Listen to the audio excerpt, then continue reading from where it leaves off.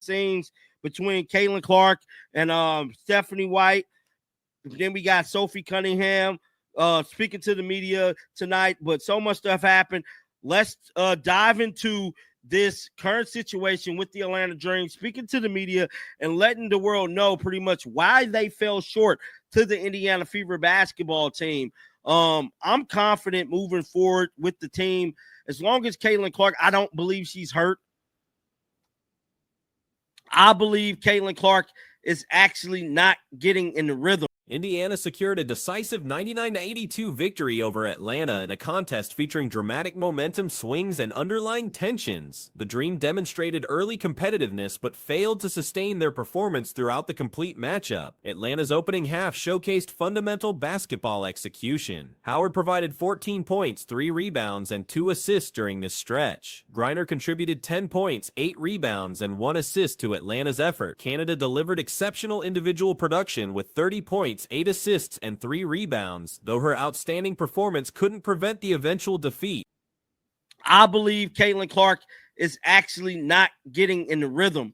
If you played any sports, especially basketball, you have to get in rhythm.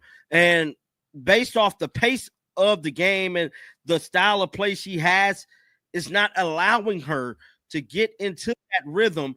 And that's why we're seeing what we're seeing in regards to Caitlin, poor shooting from 3. Now, granted, she did come alive in the fourth quarter and the second half, but it's not the Caitlin that we all grown to love. But with all that being said, man, The loss generated extensive post-game discussion, with various incidents involving Clark and White creating additional storylines. Cunningham's media comments following the contest contributed to the developing narrative around the matchup. Clark's performance suggests rhythm disruption rather than physical limitations. Basketball demands players establish comfortable flow patterns, and current game pace appears to prevent her from reaching optimal zones. This explains shooting inconsistencies from beyond the arc, though fourth quarter and second half improvements displayed glimpses of her characteristic excellence. Being said, man, let's check out this Atlanta Dream press conference.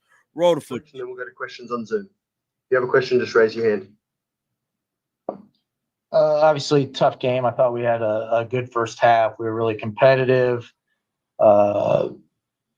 Second half, we just had so many defensive breakdowns, and give them credit. They were getting extra possessions, and those extra possessions were turning into points just about every single time. So, just valuing. Atlanta's coaching staff conducted extensive post-game media sessions, offering detailed explanations for their team's shortcomings. The head coach recognized solid first-half execution, acknowledging competitive energy during opening segments. However, he highlighted numerous second-half defensive breakdowns that proved decisive, enabling Indiana to convert extra possessions into consistent scoring. The coach emphasized rebound security and defensive completion, explaining that forcing difficult attempts becomes meaningless without ball possession. Further defensive collapses allowed Indiana to expand their lead, compelling Atlanta toward desperate tactical gambling that ultimately failed. These risky choices contributed to the contest appearing more lopsided than actual competitive balance suggested. Every single time. So, just valuing ending their possession. It's not enough to force a tough shot. We got to come down with the ball. And then, we had some defensive breakdowns that they made us pay for. They were able to extend the lead, and then at the end we had to, do some gambling and do some things that really we're not that equipped to do, and they made us pay for that as well, and that kind of made the game a little more lopsided than it really was. Go ahead, Michael. Thanks. Regarding Howard's condition after a severe first-half fall, the coach confirmed medical clearance and successful return to action. The concerning moment created anxiety, but fortunately she demonstrated normal functionality afterward. Addressing defensive strategy against Boston, the coach explained Indiana's constant pressure tactics. Forcing Boston to work extensively for scoring chances, they utilized frequent double teams and help coverage, initially leaving Canada open. Canada responded effectively by converting three-point attempts when defenders provided assistance, reducing Boston's typical shot volume. More lopsided than it really was. Go ahead, Michael. Thanks. Coach, I know that Ryan came back and played. Is she feeling okay? Obviously, she took kind of a hard fall there at the end of the first half. I just wanted to see if she's feeling okay overall. And then second, what were they doing with Gray in particular to try to slow her down?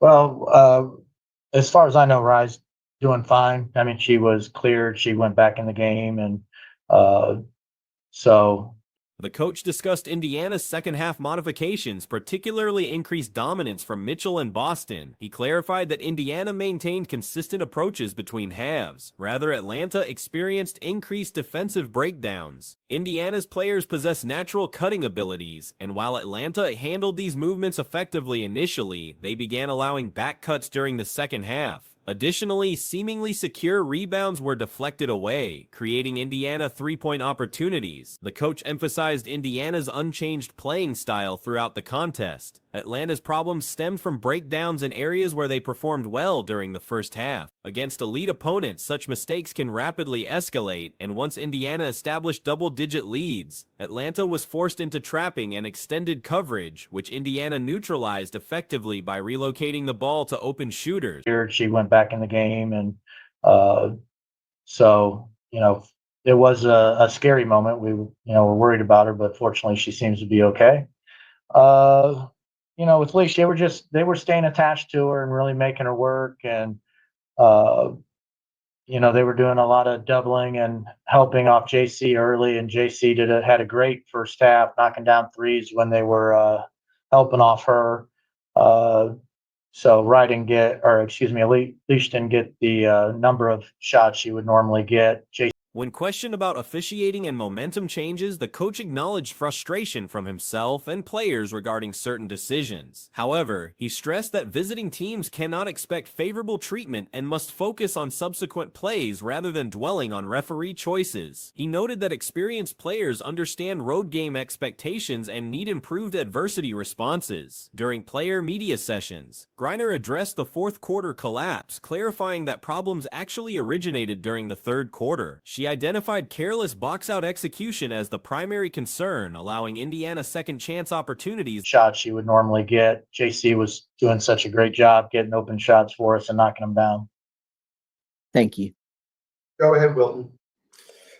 Coach, in that second half, you started seeing a little bit more of a stronger dominance coming out from Kelsey Mitchell and specifically, obviously, Aaliyah Boston. Were there some of the rotations there? Was it something that specifically that Indiana was doing that you guys weren't prepared for, or was it just something on you guys' end? No, I don't think they. Griner reflected on the season series against Indiana, noting that every possession carries substantial importance. She emphasized that minor lapses occurring in their losses to Indiana were consistently exploited by opponents. While planning film review, she stressed the importance of rapid progression with another challenging opponent approaching. When asked about learning from such significant second-half deterioration, Griner stated that similar performance against any league team would produce comparable outcomes. The elevated competition quality means mental lapses receive punishment, and possession-by-possession concentration remains essential. Like they did much, different in the second half. We just had a lot more breakdowns, so they were.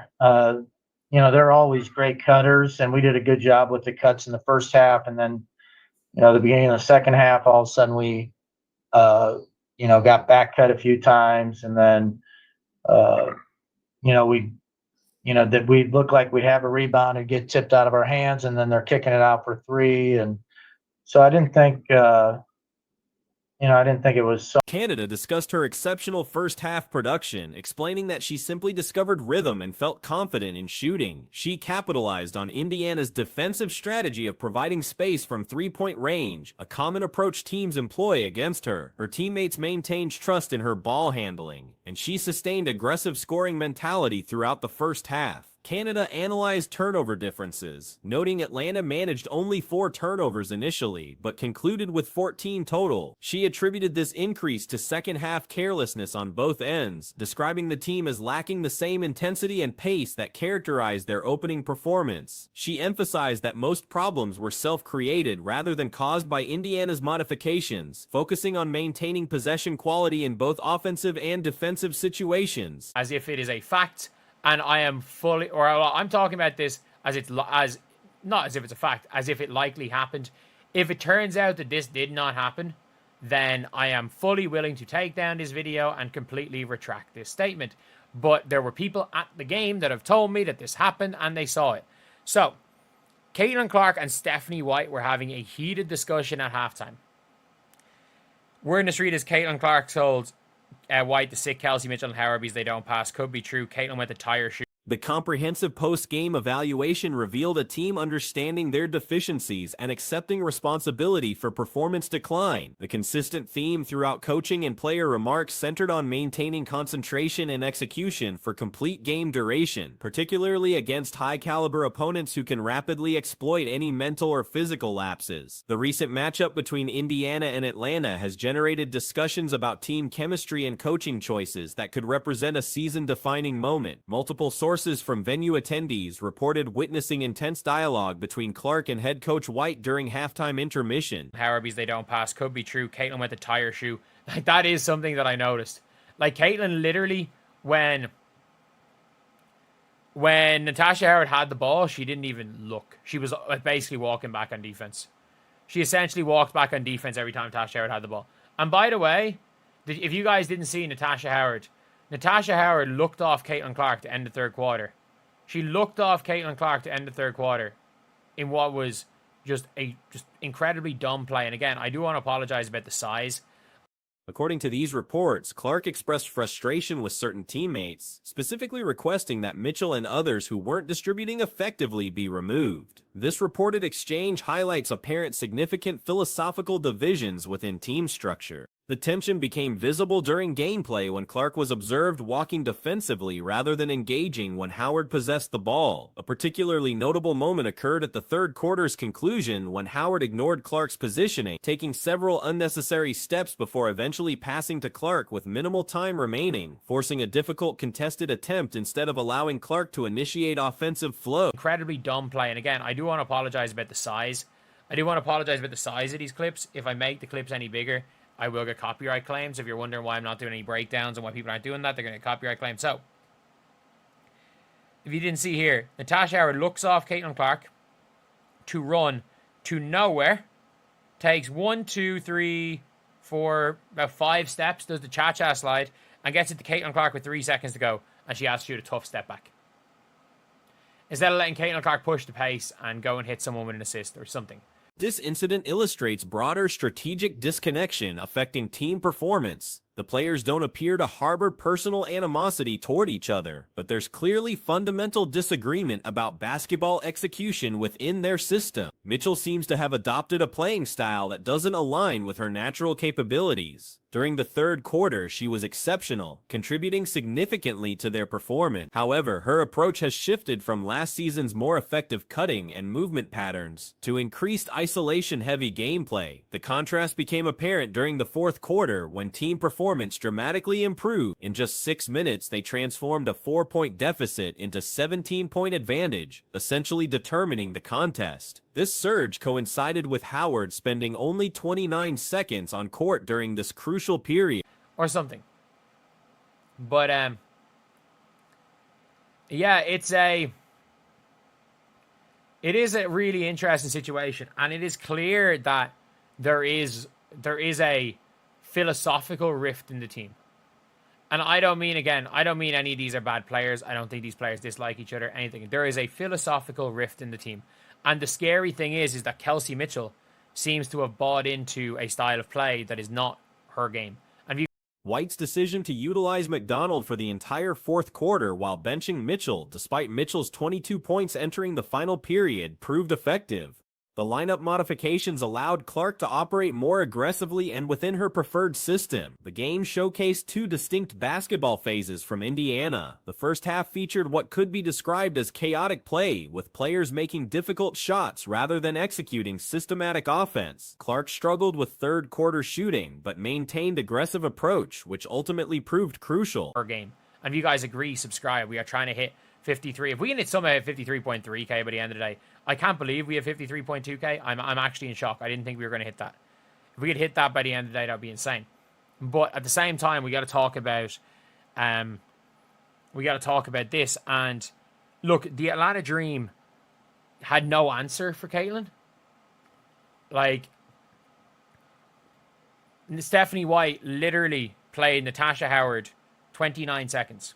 When Clark operates as primary facilitator, team ball movement and cutting patterns improve significantly. However, when Mitchell controls possession, the offense becomes more stagnant, with reduced off-ball movement and fewer opportunities for easy scoring. The difference in Mitchell's play from last season is particularly striking. Previously, she would sprint toward the basket when teammates had the ball in advantageous position. This season, she's more likely to remain stationary or even move away from optimal positioning, representing concerning regression in her understanding of team basketball concepts. 29 seconds. In fairness, you can say she played the entire third quarter and they won the third quarter by 9. You can make that argument. She played the entire third quarter and they won it by 9. But, like, the third quarter really was the Kelsey show. Kelsey Mitchell was fantastic in the third. Kelsey Mitchell was fantastic in second. And Sophie goes 2 of 2 from 3. But, like, the fourth, they looked so much better. The first...